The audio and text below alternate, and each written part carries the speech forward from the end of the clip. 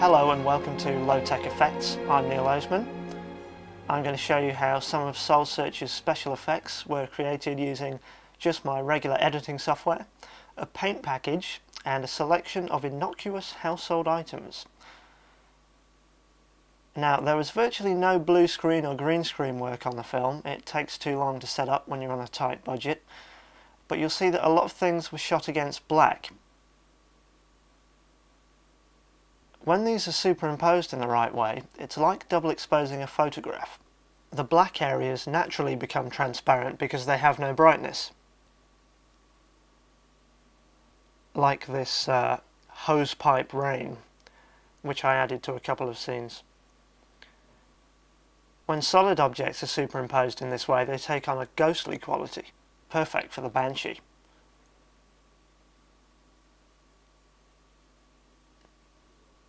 Incidentally, no superimposition was used at all for this shot. The tiny puppet hand is much closer to the camera than the chain link and the chest armour, creating a forced perspective, and I'm just out of shot, pulling the chain link up on a thread in time with the movement of the puppet hand. Since I didn't use blue or green screen, often I had to separate characters from the background using hand-drawn mats. I spent a lot of hours in post-production creating these mats, by drawing around the characters frame by frame. Take this portal shot for example. This is the original footage. It's not even shot in the right location. Once I've created a mat, I can use it to separate out the demon.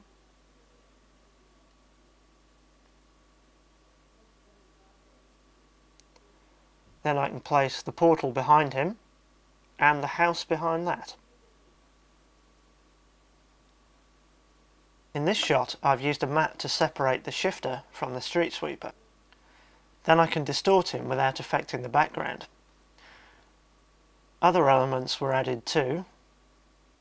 Firstly, sugar being blasted out of a bowl with a hairdryer, shot against a piece of black card in my living room. This is going to be the dust from the street sweeper. Then a flash of light. This was filmed in my yard at night, shining a light at the camera, then opening and closing the camera's iris. Thirdly, a layer of rotoscoping. Rotoscoping is a simple flickbook animation that's been drawn frame by frame in a paint package. And here's how all the elements go together.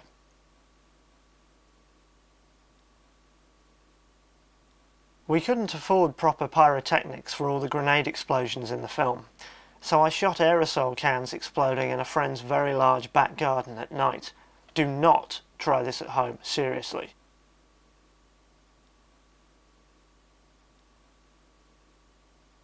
Here they're building a brick structure to force the explosion out sideways for this shot of Luca on the train.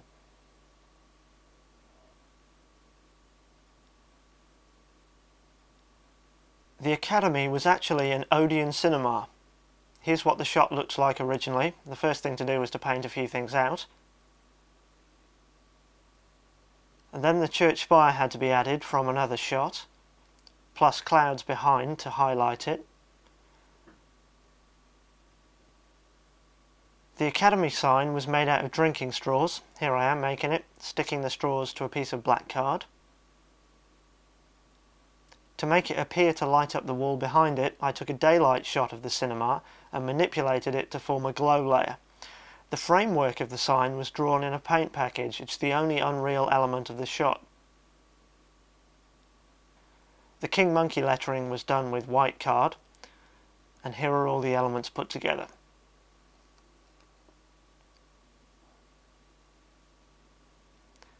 For the muzzle flashes of Luca's pistols, I recycled flame footage from my previous feature, the beacon. These are simply tinted blue and repositioned.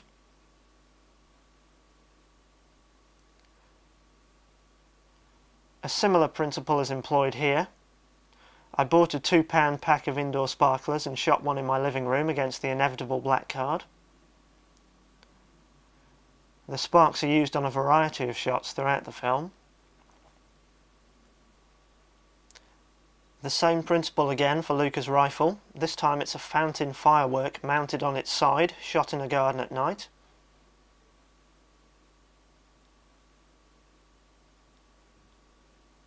This rippling effect on the vats is actually red paint in a paddling pool. You'll see what the paddling pool was for in a minute.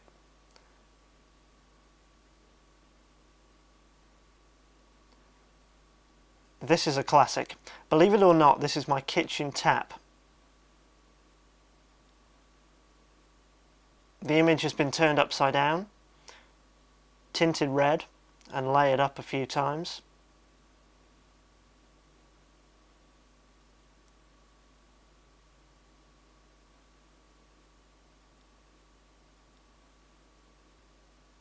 And this is milk in a fish tank. That's right, milk in a fish tank. Pouring milk down a funnel into the water gave me this wonderful effect. I nicked this idea from Close Encounters of the Third Kind. It slowed down, then once again turned upside down and tinted red. The column of light is my bath tap this time. Yes, I know it needed cleaning, I was too busy making the film. The other element is the Mote of Souls opening. This is just a fluorescent tube with a red gel over it, surrounded by black miscellany, which I then pull apart. So, stars, clouds, city, paint out part of the city, add more city, bath tap, milk, and fluorescent tube.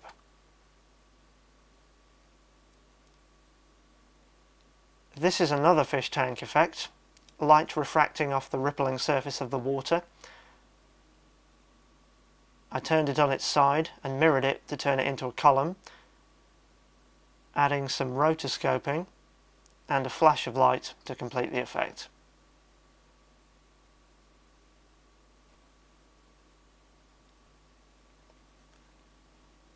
How is this shot done? Well, here's what we filmed. In take one, the door is open and Heather runs out. Then I pan back and cut. In take two, we've shut the door and we pan back to find Joe coming out. And then I also shot a stationary shot of the closed door. When I cut the first two takes together, I got this.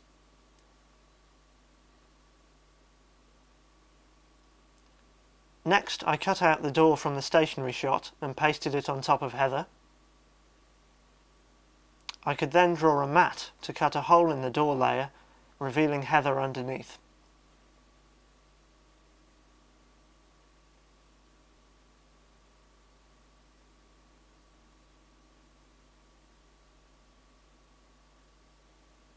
The train here has been shot against green screen, or more accurately, a bit of wood painted green.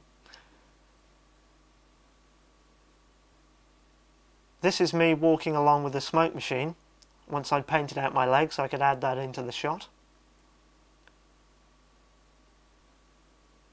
For this next shot, Dante was filmed against the blue wall of my living room and then superimposed over the model train, along with a foreground smoke element. Here you can see what some of the shots looked like before the model train was added into the live action station footage.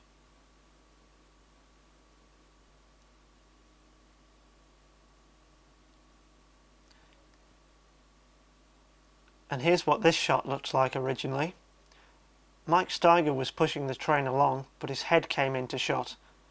Once that's painted out, the shot's darkened and slowed down, then sparks, smoke, and digital smoke are added, and finally camera shake. Same deal with the next shot, even though a sparkler was taped under the model. I darkened it, added steam, more sparks, foreground smoke and digital smoke, plus camera shake again.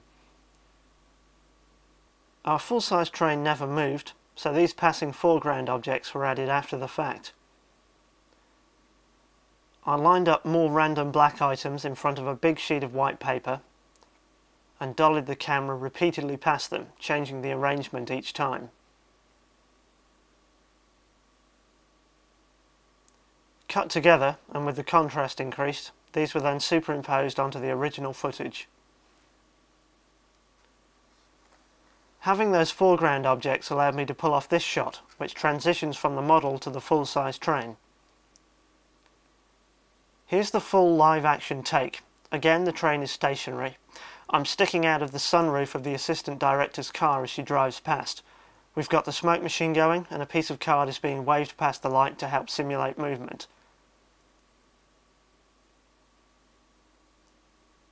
Now here it is cut with the miniature, before any foreground has been added.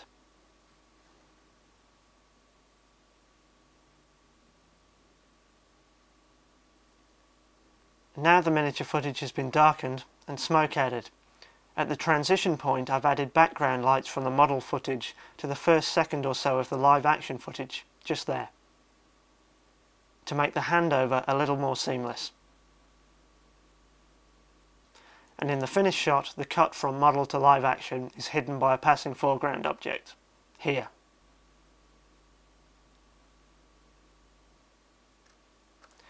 This is another shot with a hidden transition from miniatures to live action.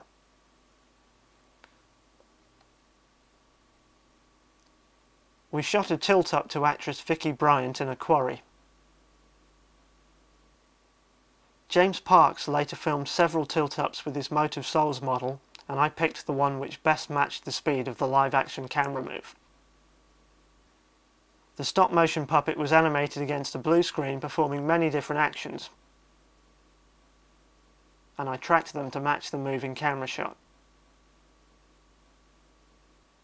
Since splashes can't be animated, James dunked a crude moat creature mock-up into the aforementioned paddling pool of red paint, and these elements were also tracked to match the camera move. Then it was all put together with a hidden dissolve in the tilt-up.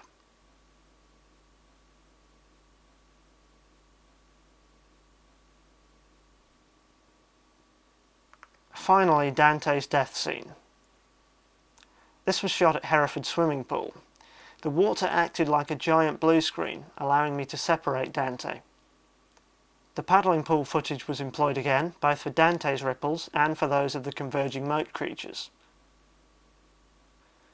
The moat creatures were now animated reacting to Dante's fall and shot from above.